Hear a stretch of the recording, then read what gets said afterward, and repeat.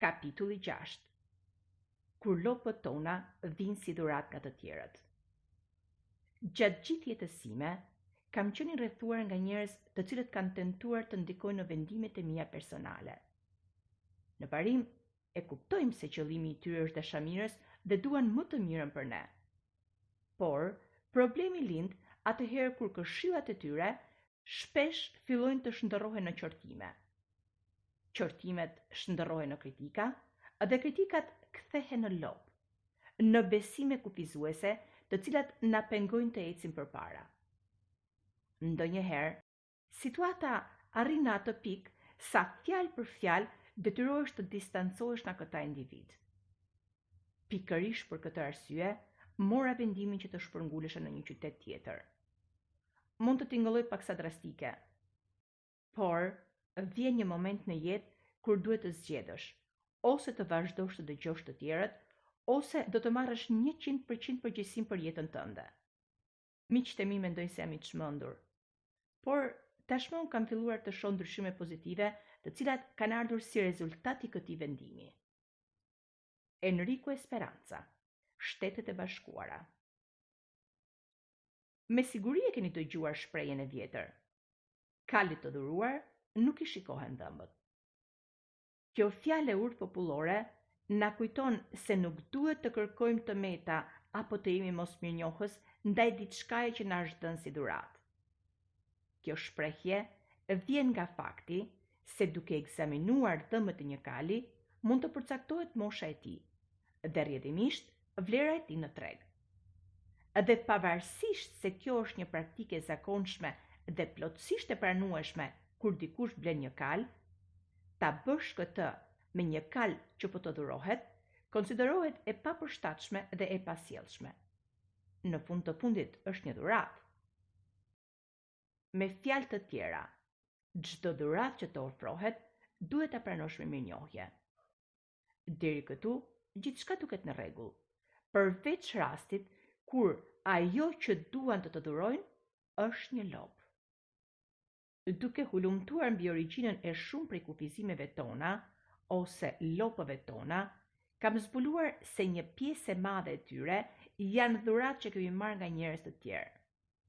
Në fund të fundit, çfarë u pëlqen më së shumti njerëzve që të japin falas? Do të jap 1 minutë kohë që të mendohesh. Nëse përgjigjja jote është këshilla, ke të drejtë. E ke gjetur sakt. Të gjithëve na pëlqen të japim këshilla falas. Madje edhe atëherë kur askush nuk na e ka kërkuar. Nëse ende nuk jeni të bindur për këtë, herën tjetër që të jeni me një grup miq, provoni ta ndani me ta si eksperiment ndonjë ide për ndonjë nisëm të re apo për një projekt të ri që po mendon të ndërmarrësh. Dhe thjesht vëzhgoni se çfarë do të ndodhë.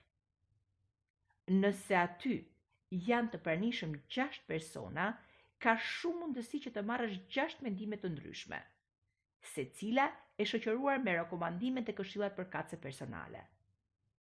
Pa asnjë dyshim që të gjitha këto dhurata do janë ofruar me qëllime të mira. Kjo është një mënyrë se si miqtë tuaj ju tregojnë se ju vlerësojnë dhe se duan që ju të keni sukses në çdo gjë që do të ndërmerrni. Madje, do të konsiderohej fyese nëse do të refuzonit këshillat e tyre të mençura dhe të urta. Prandaj, bëni të vetmen gjë që mund të bëni në raste të tilla. I dëgjoni me durim. Nuk ka rëndësi nëse këshillat e tyre janë të painformuara, të pakualifikuara apo tërësisht të gabuara. Ju bëni atë që do të bënte çdo mik në të njëjtën situatë. I dëgjoni me mirësjellje dhe shtiruni sikur jeni të interesuar për këndvështrimet, mendimet, pikpamjet dhe kritikat e tyre konstruktive. Megjithatë, bëni shumë kujdes.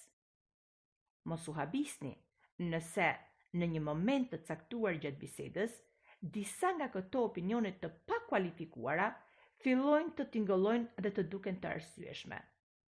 Papritur, nuk jeni më aq të sigurt për planin tuaj. Krijohet një farë konfuzioni dhe madje filloni të dyshoni edhe vetë në aftësitë tuaja. 30 minuta më vonë, miqt të njohurit apo edhe disa të huaj janë larguar, edhe plani juaj i suksesit qëndron i coptuar në tokë. Vetëm gjysmë ore më parë ishit plotësisht të sigurt për planin tuaj dhe për aftësitë tuaja për të realizuar atë. Por tani nuk mund të ndaloni së menduari për parashikimet negative dhe për pritshmëritë e ulta që miqt tuaj ju kanë mbjellë në mendjen tuaj. Dhe sa më shumë përpiqeni t'i injoroni ato, aq më reale duken. Në stallën e në ndërgjegjes tuaj, tani ndodhen 6 lopë të reja që më parë nuk ekzistonin fare. Jo shumë kohë më parë, diçka shumë e ngjashme me atë që sapo përshkrova, më ndodhi edhe mua. Natyrisht, unë tashmë kam mësuar të mos pranoj asnjë kal të falur pa u siguruar që t'ja shoh më parë dhëmbët. Atëherë po i tregoja një miku për një projekt të ri që isha gati ta nisja. Kur papritur, ai më ndërpreu dhe më tha: "Camilo, më lejo të jap një këshill." "Një moment," i thash. "Përpara se të më thuash çfarëdo gjëje, më lejo të bëj një pyetje." "Mirë, më pyet," u përgjigj miku im, paksa i habitur nga reagimi im i menjëhershëm. Atëherë vazhdova: "Këshilla që do të më japësh, a është produkt i përvojës tënde personale në këtë fushë? Dhe nëse po, a ishte një përvojë me rezultate pozitive?" Në fund të fundit, ti e di që ajo që po bëhesh gati të më thuash mund të ndikojë ndjeshëm në mënyrën se si unë e shoh këtë projekt dhe në pritshmëritë e mia për të. Dhe siç e di, ky projekt është shumë i rëndësishëm për mua. Prandaj, a je plotësisht i sigurt për vërtetësinë dhe saktësinë e kësaj dhurate që me kaq dashamirësi dëshiron të ma japësh? Ai u mendua për një moment edhe pastaj tha: "E di ç'ke, lëre fare. Ndoshta mund të mendosh se nga ana ime ishte paksa e ashpër të mos lejoja që të shprehte idetë e tij.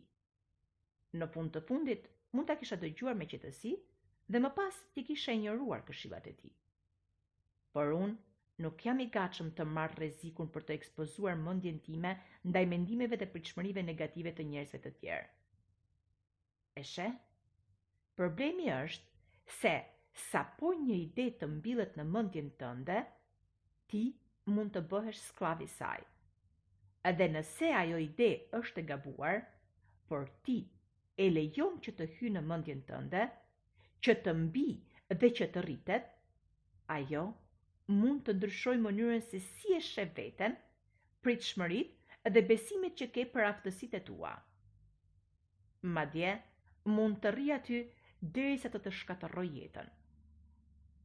Për këtë arsye, duhet që të jesh shumë i kujdesshëm, jo vetëm me atë që thua, por edhe me atë që dëgjon. Kjo duhet të jetë një arsye mjaftueshme për t'ju shmangur sa më shumë thashethemeve, shpifjeve dhe bisedave të kota, të cilave ndonjëherë u kushtojmë vëmendje duke menduar se jemi vetëm dëgjues pasiv, pa e kuptuar dëmin që mund të na shkaktojnë. Shumë nga lopët tona që na mbajnë të lidhur me një jetë mediokre janë dhurata që na janë bërë nga të tjerët. Shpeshherë bëhemi viktima të ndikimeve negative të njerëzve të tjerë, të atyre që janë përreth nesh. Dhe ne e pranojmë programimin e tyre negativ pa e vënë fare në dyshim.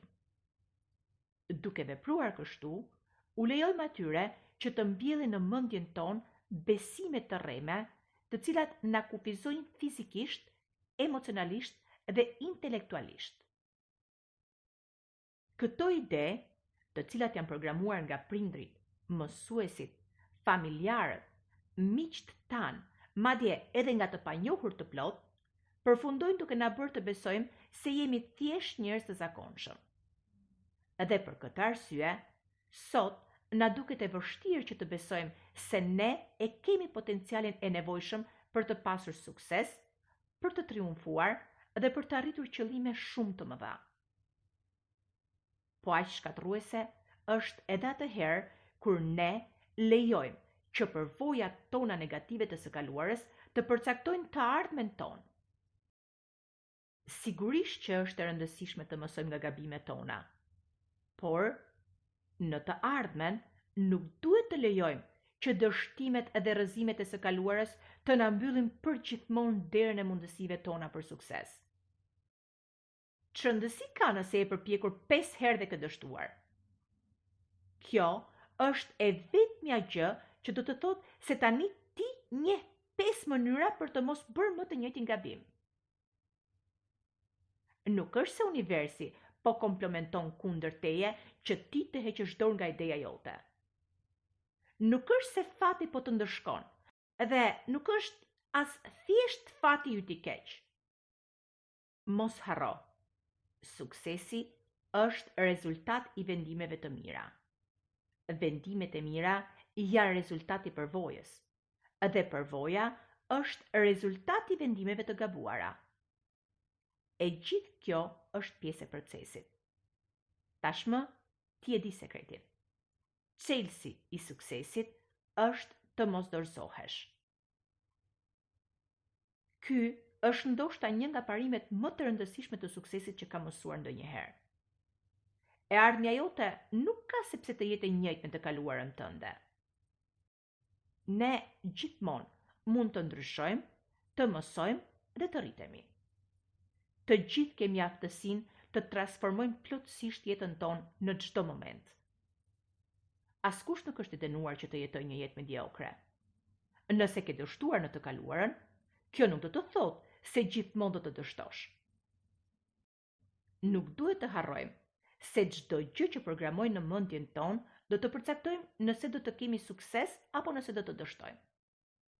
Besimet, vlerat dhe bindjet që mbledhim gjatë rrugës dhe që i përforcojmë me veprimet tona do të formsojnë personin që do të bëhemi. Fatkeqësisht, kur mbarojmë shkollën e mesme, ne tashmë jemi të programuar pothuajse plotësisht për mediokritet. E di që tingëllon pak sa e ashpër, por është e vërtet. Në librin e tyre, të mësuarit e përshpejtuar për shekullin 21, Colin Rose dhe Malcolm Nicol paraqesin rezultatet e një studimi i cili tregon se më shumë se 82% e fëmijëve, të cilët hynë në shkollë në moshën 5 ose 6 vjeç, kanë një besim të madh në aftësitë e tyre për të mësuar. Megjithatë, në moshën 16 vjeçare, përqindja e atyre që ende ruajnë këtë besim në aftësitë e tyre është reduktuar në vetëm 18%. Është e paimagjinueshme që gjatë viteve të formimit ton shkollor, atëherë kur duhet të zhvillojmë maksimalisht potencialin ton, të fitojmë kaq shumë kufizime dhe kaq shumë besime të rreme për aftësitë tona. Më e keqja është se që nga ai moment e tutje na shoqëron një prirje pothuajse e pandryshueshme për të pranuar mediokritetin në të gjitha fushat e jetës sonë. Shprehje si këto më poshtë janë shumë të zakonshme. Kam një marrëdhënie të palumtur në çift, por besoj se kështu janë të gjitha martesat. Do të doja të filloja një karrierë të re, por tashmë jam shumë i vjetër për të ndryshuar.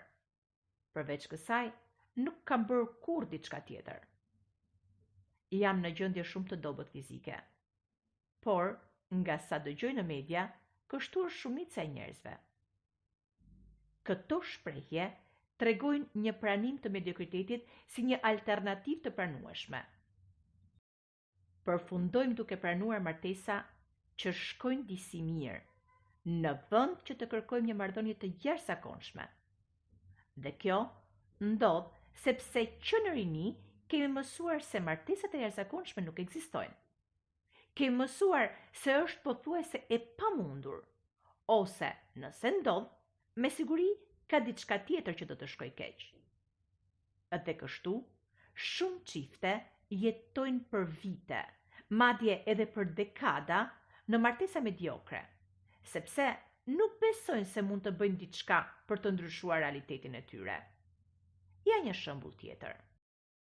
Nëse që në moshë të vogël keni dëgjuar në shtëpi se dëshira për të fituar shumë para është një shenjë lakmie dhe se sjell pak kënaqësi, dhe se gjëja më e mençur është të kënaqesh me pak, sepse është më mirë të kesh pak dhe të jesh i lumtur se sa të kërkosh shumë dhe të jesh i pakënaqur, atëherë mos u çudit nëse sot ke vetëm aq sa për të mbijetuar. Përsëritja e vazhdueshme e shprehjeve të tilla i shndërron ato shumë shpejt në programe mendore, të cilat drejtojnë mënyrën tonë të menduar dhe të vepruarit. Me kalimin e kohës, këto veprime bëhen zakone, të cilat pak nga pak formsojnë fatin tonë. Prandaj pyetja është: a do të lejosh që këto lopë të jenë ato që do të përcaktojnë fatin tënd? Kujto poezinë e bukur të Amado Nevros, e cila thotë: në fund të rrugës time të vështirë, kuptoj se unë vet isha arkitekti fatit tim. Nëse nga gjërat nxora mjalt apo hidërim, ishte sepse në to vendosa hidërim ose mjalt të ëmbël. Kur mbolla trëndafila, gjithmonë korrja trëndafila. Mesazhi Nervos është i thjeshtë. Nëse mbjell një mendim negativ, do të korrësh një zakon të dobët. Nëse mbjell një zakon të dobët, në rastin më të mirë, do të korrësh një të ardhme të pasigurt.